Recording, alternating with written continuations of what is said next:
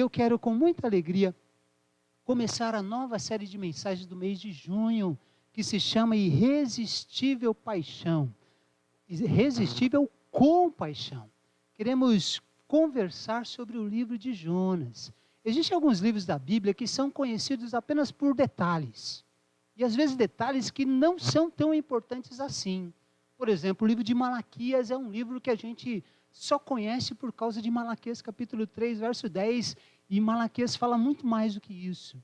O livro de Jonas é outro desses livros. A gente conhece Jonas por causa de um peixe que alguns falam que foi uma baleia que engoliu o profeta. E o livro de Jonas está muito além disso. O livro de Jonas fala de uma compaixão.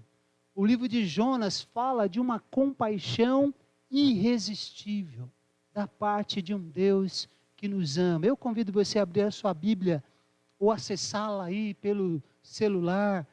Jonas capítulo 1, eu quero ler com você a partir do verso de número 1. Se ajudar, Jonas fica depois de Obadias e antes de Miqueias. Jonas capítulo 1, se você tem uma caneta, se você tem um papel para fazer anotações, talvez algumas coisas Deus fale com você, anote, tá bom? Jonas capítulo 1, verso de número 1, o texto sagrado diz assim: a palavra do Senhor veio a Jonas, filho de Amitai, com esta ordem: vá depressa à grande cidade de Nínive e pregue contra ela, porque a sua maldade subiu até a minha presença. Mas Jonas fugiu da presença do Senhor, dirigindo-se para Tarsis, e desceu à cidade de Jope, onde encontrou um navio que se destinava àquele porto. E depois de pagar a passagem, embarcou para Tarsis para fugir do Senhor. O Senhor, porém, fez soprar um forte vento sobre o mar, e caiu uma tempestade tão violenta que o barco ameaçava arrebentar-se. E todos os marinheiros ficaram com medo, e cada um clamava ao seu próprio Deus, e atiravam as cargas ao mar para tornar o navio mais leve. Enquanto isso, o Jonas, que tinha descido ao porão e se deitara, dormia profundamente. O capitão dirigiu-se a ele e disse: como você pode ficar aí dormindo? Levante-se e clame ao seu Deus, talvez ele tenha piedade de nós e não morramos. E então os marinheiros combinaram entre si: vamos lançar sortes, para descobrir quem é o responsável por essa desgraça que se abateu sobre nós. E lançaram sortes, e a sorte caiu sobre o Jonas. Por isso lhe perguntaram: diga-nos, quem é o responsável por esta calamidade? Qual é a sua profissão? De onde você vem? Qual é a sua terra? A que povo pertence? E ele respondeu: eu sou hebreu, adorador do Senhor, o Deus dos céus, que fez o mar e a terra. Então os homens ficaram apavorados e perguntaram: o que foi que você fez? Pois sabiam que Jonas estava fugindo do Senhor, porque ele já lhes tinha dito. Visto que o mar estava cada vez mais agitado, eles lhe perguntaram: o que devemos fazer com você para que o mar se acalme? Respondeu ele: peguem-me e joguem-me no mar, e ele se acalmará, pois eu sei que é por minha causa que esta violenta tempestade caiu sobre vocês. Ao invés disso, os homens se esforçaram ao máximo para remar de volta à terra, mas não conseguiram, porque o mar tinha ficado ainda mais violento. E eles clamaram ao Senhor: Senhor, nós suplicamos, não nos deixe morrer por tirarmos a vida deste homem. Não caia sobre nós a culpa de matar um inocente, porque tu, ó Senhor, fizeste o que desejavas. E em seguida, pegaram Jonas e o lançaram ao mar enfurecido, e este se aquietou. E ao verem isso, os homens adoraram o Senhor com temor, oferecendo-lhe sacrifício e fazendo-lhe votos. E o Senhor fez com que um grande peixe engolisse Jonas. E ele ficou dentro do peixe 3 dias e 3 noites. Irresistível compaixão. Vamos orar? Pai querido, use a tua palavra, Pai, para falar com a gente nesta noite, Senhor. Para mostrar um Deus que tem uma compaixão irresistível. Para atrair pessoas que estão fugindo da tua vontade, fugindo de andar contigo. Pai querido, fala com a gente, Senhor. E durante esse mês, que a mensagem de Jonas possa calar fundo no nosso coração, porque o Senhor tem uma palavra para nós neste mês. Cuida da gente, nos abençoe nesse tempo de reflexão. Bondosamente pedimos assim no nome de Jesus. Amém, amém, amém. Jonas é um dos personagens bíblicos mais controvertidos e também mais fascinantes da história da Bíblia. O Jonas era um judeu, filho de um homem que se chamava Amitai. O nome Jonas significa pomba. O Jonas ele nasceu numa cidade chamada Gat-Hefer, 2 Reis capítulo 14, verso 25, traz essa informação. Ele foi um profeta de Deus contemporâneo, tanto de Amós como de Oséias. Então, no mesmo período de tempo, o Amós, o Oséias e o Jonas, eles eram profetas ali em Israel. O ministério profético do Jonas se dá com um rei que se chama Jeroboão. Alguns tratam o livro de Jonas como se ele fosse uma parábola, ou seja, uma história que não aconteceu de verdade, mas que o autor, o Espírito Santo de Deus, quis usar essa parábola para nos contar uma mensagem espiritual. Isso não é verdade. O livro de Jonas é uma história literal. Por que creio assim? Porque Jesus vai se referir a Jonas 2 vezes, Mateus capítulo 12, Lucas capítulo 11, vai se dirigir para Jonas falando que Jonas é um personagem histórico que existiu e que a situação que ele viveu também foi uma situação literal. O livro de Jonas começa com Deus falando, também vai terminar com Deus falando, porque Deus é o grande personagem do livro de Jonas. E Deus fala, Deus envia Jonas para que ele vá a uma cidade chamada Nínive, pregar que a maldade dessa cidade afronta a ele. Ele dá uma ordem para Jonas. Nínive era uma das principais cidades da Assíria, era a capital da Assíria. Nínive era conhecido também pela sua maldade, especialmente com prisioneiros de guerra. Naquele tempo em Nínive havia uma placa escrita lá em pedra, esculpida em pedra, de um governante assírio que dizia mais ou menos o seguinte: eu mandei matar 3.000 prisioneiros. Eu cortei pés e mãos de alguns deles. De outros eu cortei orelhas, narizes e dedos. De outros eu arranquei os olhos. De outros eu arranquei partes do peito, do pé, do joelho. As mulheres que eram virgens, eu mandei queimar em holocausto aos deuses. Isso estava escrito na entrada da cidade de Nínive. Isso era uma prática constante que os ninivitas faziam com os prisioneiros de guerra. A história diz que os ninivitas eles inventaram uma técnica terrível de tortura chamada empalamento. Eles pegavam uma lança e enfiavam essa lança no ânus de um prisioneiro até a lança sair pela boca. Os ninivitas eram cruéis. Imagine você, se Deus mandasse você pregar para os ninivitas, você ficaria com medo? Você iria mesmo ou você fugiria? A Bíblia fala que o Jonas fugiu. O Jonas fugiu, ele não quis ir para Nínive. E a gente sabe, lendo a palavra de Deus em Jonas, que ele fugiu, não porque ele tinha medo, mas o Jonas fugiu porque ele tinha ódio dos ninivitas. Ódio dessa postura cruel que os ninivitas tinham.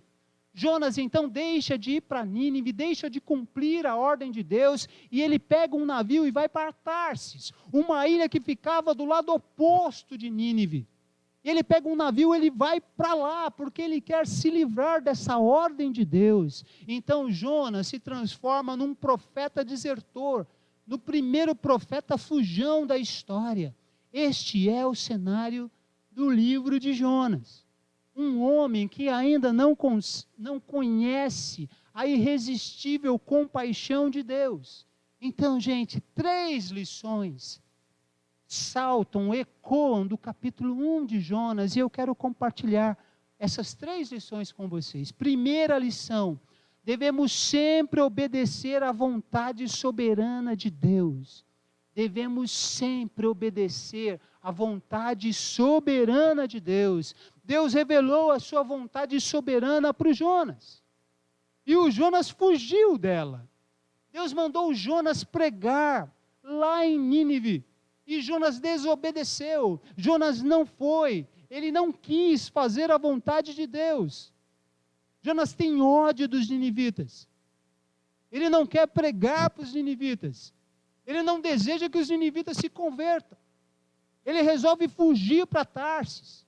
Ele resolve contrariar a vontade clara e expressa de Deus para ele.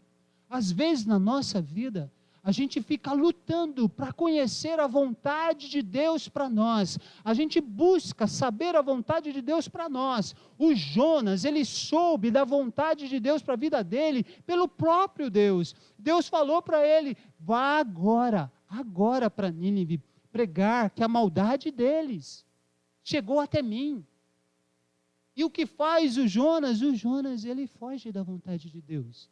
Ele deixa de cumprir a vontade de Deus. Ele desobedece. Sabe, gente, se você pudesse resumir o capítulo 1 em 3 palavras, essas 3 palavras seriam ordem, desobediência e consequência. Deus dá uma ordem, vai para Nínive. Jonas desobedece e vai para Tarsis. E agora ele vai experimentar a consequência de desobedecer à vontade de Deus. Ele vai experimentar uma tempestade. E muitas vezes, as tempestades vêm quando nós desobedecemos à vontade de Deus. Muitas vezes nós experimentamos uma tempestade de problemas, de tribulação, quando nós desobedecemos à vontade de Deus para nós. Jonas experimentou essas consequências ruins dele ter desobedecido a uma ordem direta de Deus. Sabe, irmãos, nós precisamos considerar se nós não estamos reproduzindo a postura de Jonas na nossa vida, quando Deus fala para a gente fazer determinada coisa.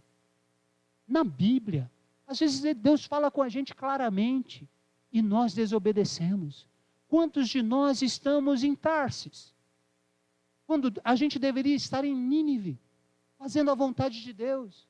Quantas vezes a gente foge para uma Tarsis, porque nós não queremos obedecer à vontade de Deus para nós. Preste atenção, olhe para mim, você está fugindo de Deus, está fugindo de fazer a vontade de Deus.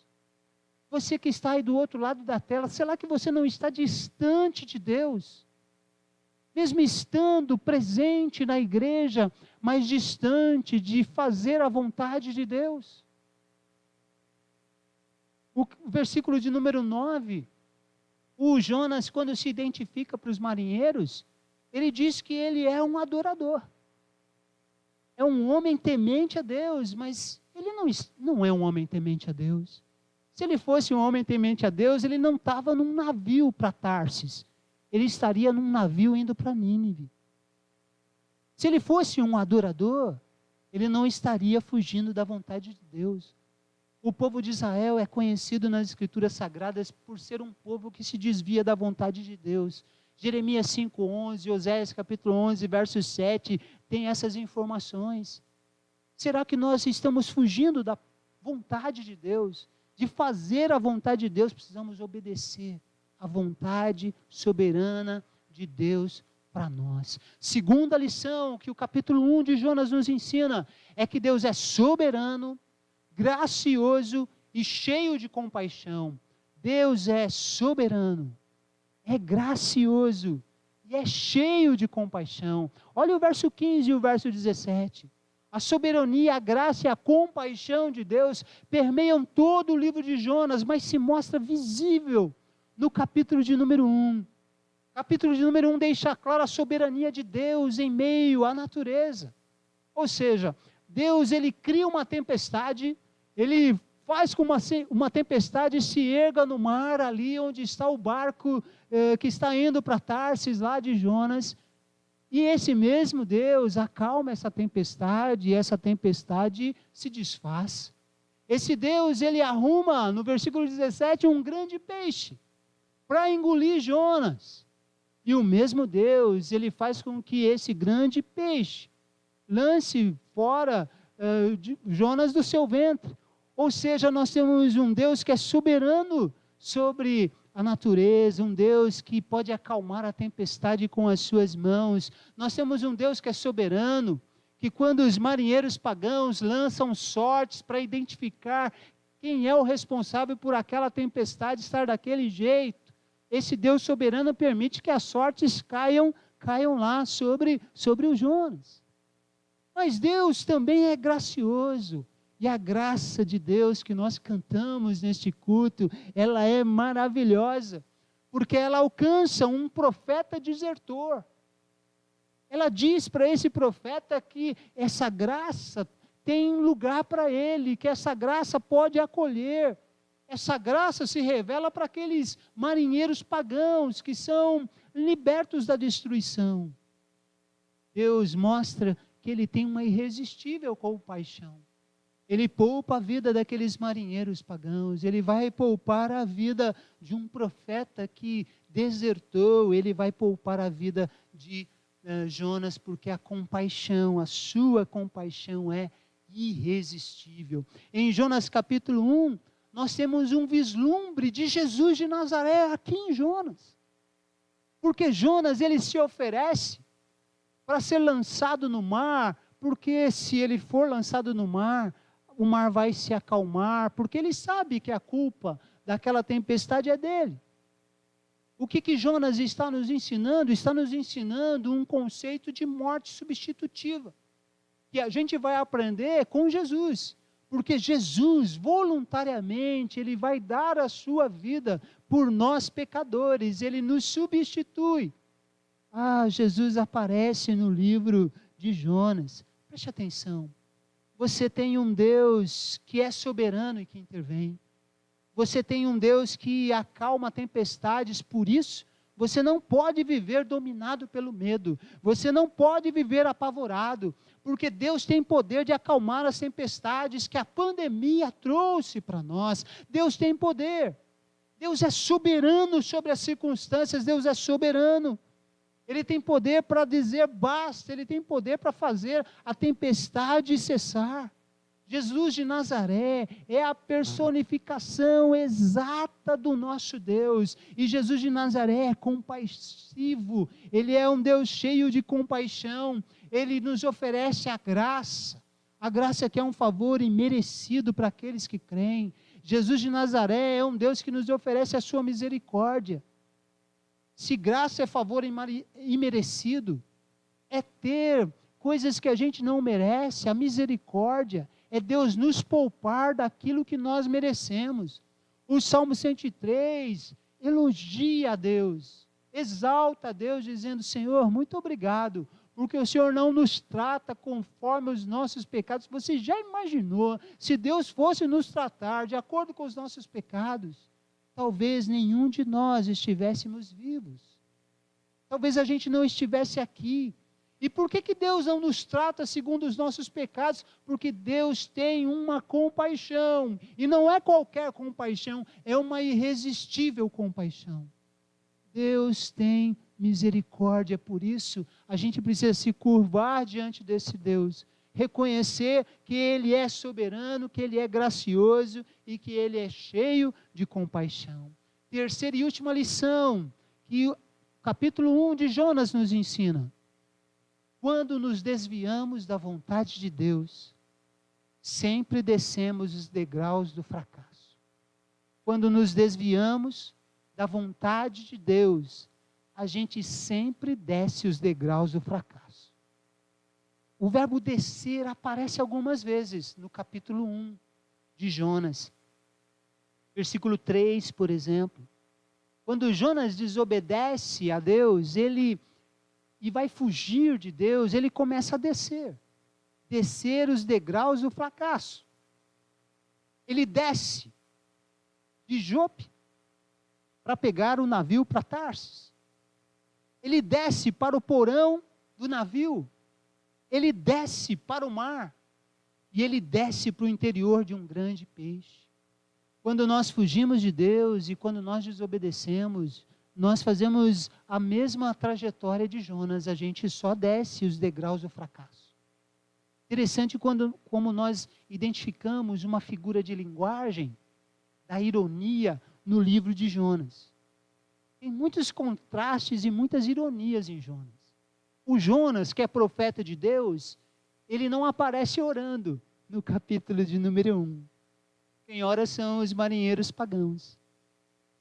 Os marinheiros pagãos estão desesperados com aquela tempestade. E o Jonas está dormindo o sono da indiferença no porão do navio. Na Septuaginta, que é a tradução do Antigo Testamento em hebraico para o grego, na Septuaginta diz que o Jonas, ele não apenas dormia, ele roncava. Era a situação do jeito que está. O Jonas está roncando, dormindo o sono da indiferença. O capitão do barco se aproxima do Jonas e repreende o Jonas porque ele não está orando. Imagine um capitão que é pagão repreendendo um profeta de Deus porque ele não está orando. Que decadência do Jonas. O Jonas fugiu da vontade de Deus e ele mergulhou nos degraus do fracasso. Ele está descendo rapidamente. Os marinheiros ficam apavorados quando eles descobrem que Jonas está fugindo de Deus. E aí o Jonas diz para eles assim, é só vocês me jogarem no mar que vai acabar essa tempestade. Jonas é frio. E o versículo 13 mostra que os marinheiros pagãos são melhores do que Jonas. Porque eles querem remar o máximo que eles podem para voltar para a terra, porque eles não querem se livrar do Jonas. Vejam como a gente encontra nos gentios, aquelas pessoas que não são judeus, no livro de Jonas, mais virtude neles do que no Jonas que conhece a Deus. Sabe por quê? Porque todas as vezes que a gente se desvia da rota da vontade de Deus, nós nos tornamos piores do que os ímpios. Nós nos tornamos pessoas piores do que aquelas pessoas que não conhecem a Deus, porque nós rejeitamos. Versículo 16, os marinheiros pagãos começam a oferecer sacrifício de adoração a Deus. Alguns estudiosos acham que os marinheiros pagãos se converteram. A gente não sabe, mas talvez lá na cantina do céu a gente tenha algumas surpresas boas de saber que marinheiros pagãos se converteram ali no meio daquela tempestade. Quando a gente se desvia da vontade de Deus, nós podemos enfrentar tempestades, podemos cair num profundo abismo de solidão e de escuridão. Onde Jonas vai parar? Vai parar no ventre de um grande peixe. Quero falar no domingo que vem sobre esse grande peixe, mas ele vai parar lá num lugar de abismo, de escuridão, porque todas as vezes que nós fugimos da vontade de Deus, todas as vezes que nós não fazemos aquilo que Deus nos pede para fazer, nós estamos descendo os degraus do fracasso. Como é que eu termino essa minha palavra de hoje? Eu termino perguntando, você se parece com Jonas hoje? Você está fugindo da vontade de Deus? Você está descendo os degraus do fracasso? Você está indo para Tarsis? Ou você está fazendo a vontade de Deus? Você que me ouve aí do outro lado da tela, você está fazendo a vontade de Deus mesmo? Ou você está indo para Tarsis, longe da vontade de Deus? Minha pergunta para você que anda tão abatido, tão desesperado, nesse tempo de pandemia, você não crê que Deus pode acalmar a tempestade? E você que está me ouvindo, que está longe da vontade de Deus, eu quero muito orar pela sua vida e quero pedir para você voltar para a vontade de Deus. Ir para Nínive, se essa for a vontade de Deus para você. Que Deus possa tocar no seu coração. Que você possa conhecer a irresistível compaixão do nosso Deus. Quero orar por você. E se você deseja voltar para os caminhos de Deus, se você deseja uma oração, coloque o seu nome no chat. Eu quero orar por você no final do culto. Pode escrever, eu preciso de oração, pastor, eu vou orar por você, especificamente no final do nosso culto. Queremos orar agora, no nome de Jesus. Pai querido, pregamos a Tua palavra, Senhor, e o fizemos com todo o sentimento de urgência que a Tua palavra merece. E pedimos bondosamente que o Teu Espírito possa falar aos corações de cada pessoa que está tendo acesso a essa palavra neste momento. E que o Senhor possa, Pai, especialmente tocar no coração de pessoas que estão fugindo de fazer a Tua vontade. Para que elas possam voltar, Senhor, possam voltar para a rota da vontade de Deus. Para que eles possam, Deus, viver uma vida vitoriosa na Tua presença, sob a Tua direção, sob a Tua condução. Fale conosco, Pai, durante todo esse mês de junho, e que a gente possa descobrir, de maneira muito clara, a Tua irresistível compaixão. Pedimos bondosamente essas coisas, confiados nos méritos do nome de Jesus. Amém, amém, amém. Deus abençoe você e a sua família.